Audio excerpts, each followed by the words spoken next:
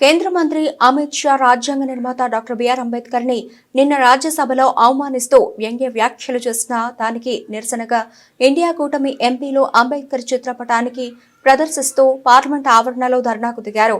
అమిత్ షా అంబేద్కర్ పై మరియు రాజ్యాంగాన్ని అవమానపరుస్తూ మాట్లాడడం సరికాదన్నారు. బీజేపీ ఆర్ఎస్ఎస్ లకు రాజ్యాంగంపై నమ్మకం లేదు, గౌరవం లేదని మోహనగిరి ఎంపీ చామల కిరణ్ కుమార్ రెడ్డి విమర్శించారు.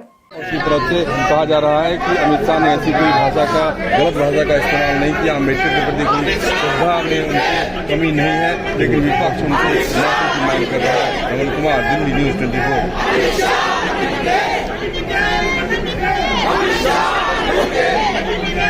कितना आगे जाओगे यार, पीछे हो जाओ ना, पूरा ये गिर जाएगा।